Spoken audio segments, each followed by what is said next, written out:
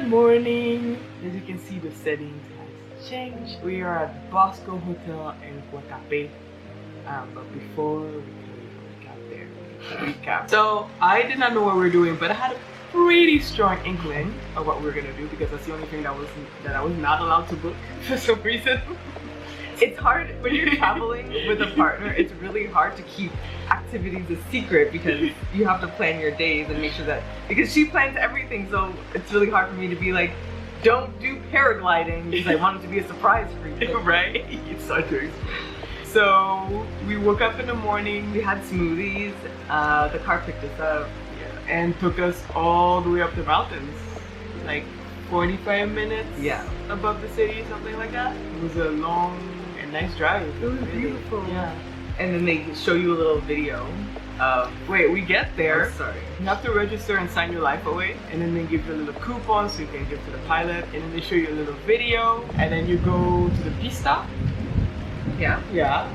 And then the pilot doesn't tell you anything. So what was shown in the video was like all the safety. Like your pilot will be like this and will tuck you, like strap you in and like all these step by step, and we're like, okay, this is gonna feel like super, like, super professional. Yeah, this is great. And so we get there, everything's like set up professionally. Yeah. So it's not like it was unprofessional, like whatever that means, but like it wasn't chaotic. It wasn't like there was like, oh, no one knows what they're doing. They knew what they were doing, but because they've done it so many times, yeah, they were like, this is the parachute seat that you sit on. They're like, then you jump off a cliff. That was for you. That was my experience, which was so unhinged. For me, he said, okay, this is where you're gonna be. Put your arms around here, put your arms around here. You had and then real treatment. Put your leg in here, put your leg in here. Clip, clip, clip. And then he clips himself to the thing, and then he clips my seat to his thing. And was he speaking to you in Spanish? No, English. Because I told him I spoke a little bit. Like, what? You didn't ask? Because I was like, yo, we're doing this for safety, so like I speak a bit of Spanish, but let's do this in English. So he spoke in English. They were like Spanish, and I was like, no. So they just like clipped you up. So they just didn't talk to me at all. Wow.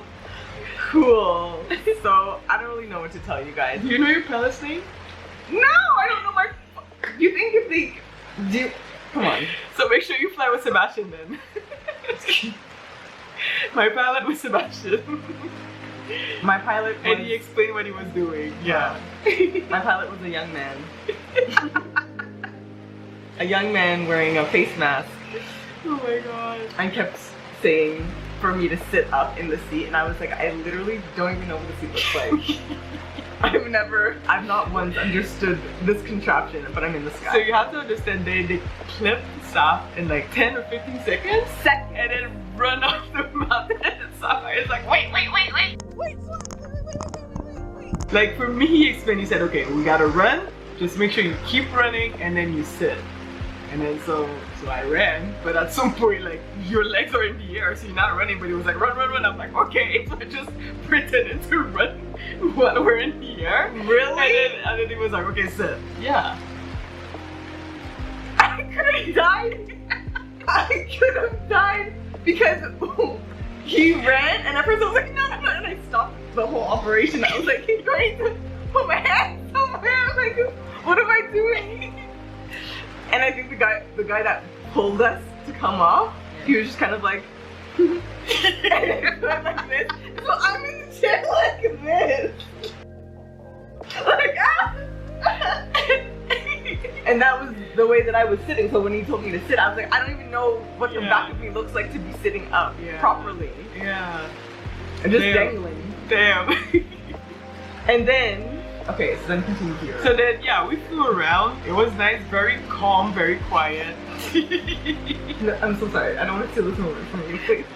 And just like, we have to share different experiences because we have two very different experiences.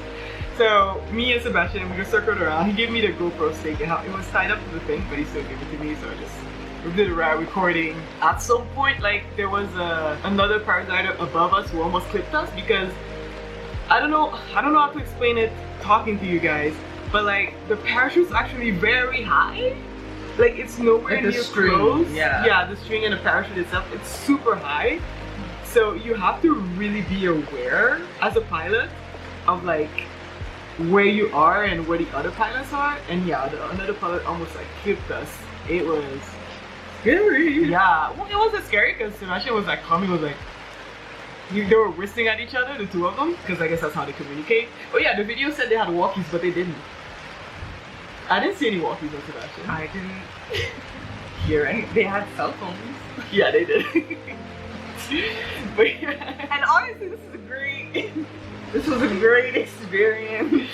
So yeah, other than that, yeah, we just flew around. I saw a waterfall, and then Yeah, it was actually so stunning. Yeah. Like the view that they take you. yeah, and the weather was perfect. It wasn't too windy, so at sometimes like you just floated, like you don't feel or hear any wind. It's just floating. It was really a nice feeling actually. And then when it came time to land, Sebastian was like, okay, you have to put your legs up and straight, because that's what slows us down. But then when we got close, I guess we were coming in too fast. He was like, nope. He changed his mind. And then we went for another round. And then we circled back. He's like, okay, legs. I'm like, okay. And then he put on his legs too. And then we slid. But then, so we landed where we took off. So that means It's a slope. It's a hill. It's still a slope. So we landed, but we're still sliding. So he basically pushed us on the side. And we were sliding around the side. Got my whole forearm scratched. But it was fine. Because he was like, are you okay? I'm like, yeah, I'm good. he asked me that if I was okay. Yeah. Yeah. So yeah, It was it was good. Now your turn. So we finally get off this fucking hill. This cliff that we're on. I'm in the air. I'm like, okay, like I don't feel as scared. I'm literally holding, I don't even know where I'm holding on, but I'm holding on where I'm not supposed to hold on, because I'm just like, but I'm trying to enjoy it because I don't feel anything but air underneath my feet. Yeah. And very few seconds in, he puts on some reggaeton, which obviously it's not, and it's like through radio, so it's like not picking up any signal, so it's half static, half music, and it's like loud in my ear because he's just trying to have a party and I'm like in front of him. I should have said something, but I was like, Yeah. what if he drops me out the stage? He doesn't give a fuck about my life. I know. So I was like there listening to that, but it was beautiful at the same time. Like I really enjoyed the experience of like flying, but then like maybe halfway through I was like, these circles that were going in and all this bobbing and weaving, like I couldn't manage, and I was like, I'm 1,000% gonna throw up in the air. All these people's farmland, like just disgusting. I didn't know the Spanish word for like sick, so I was like, yo mal. I was like, I don't feel good, and he was like, okay, no problem. So we ended up landing in the city, and the city is basically like a landing Pad. Yeah, it looks like a landing pad from above. And so we like dropped down on this hill. It was fine, like the landing was fine. But then when we got there were no instructions, there was no checking in. He gave me my bag, went to go see his other little, I think there was like another two pilots that had also landed with people from our group. So they were chit-chatting away from us, so I don't know what they were chit-chatting about, even contextually. And then he was like, come, and he put me into a cab. And I was scared because I was like, is this the day that I get trafficked? Because I also don't have data on my phone, so I couldn't even text Anne to be like, I'm in the city, this is what's happening. So I knew Sapphire was in the city because like, so when we landed, we kept looking at their parachute because your parachute was like orange. So the pilot was like, yeah, your friend is that one. And then we saw the parachute just go in the city. And he was like, okay, they're gonna land in the city. You can go back, tell the driver to go to the city, and then you'll meet up together. Meanwhile, I'm there, and you understand though, it's not that I just landed in the city. I am sick. I'm about to throw up. I'm like just coming out of the sky, like I'm Bambi in this shit. And there was an white American guy. He's like, how was it? And I was like, it was good. And he's like, well, my wife is up at the top, so I'm gonna make it to the top and we'll all go. And I was like, great, yeah, my partner's up there too. So when I get, these are all my expectations. Yeah. So when we get in the cab and you start the descent down somewhere, I'm like, I'm getting kidnapped. I'm not going back anywhere. This is my last day on your birthday. That's crazy. And so we get to this, like, more down into the city, and they tell me to get out.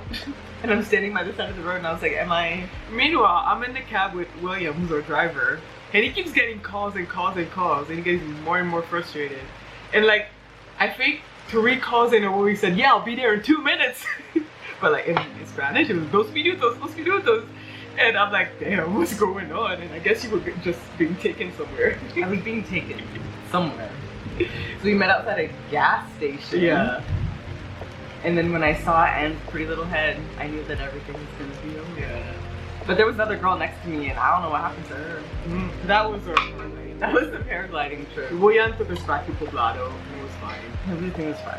Yeah. And It was when really great. I mean, I know, like, it sounds chaotic, scary, but it wasn't at all. Like, I never felt unsafe. They know what they're doing. They do know what they're Yeah. doing. They've done it so many times that there's like a very present sense of ease and like skill. Yeah. And even if you're concerned about like, well, is this a new company? Is this like, are they recent? Like, when you check in, you have to sign like a registry, and there were so many flights in the past previous days. I was like, oh, okay. In the past day. Yeah. Just the day before alone, there was like over 10 flights. So I'm like, yeah, they definitely know what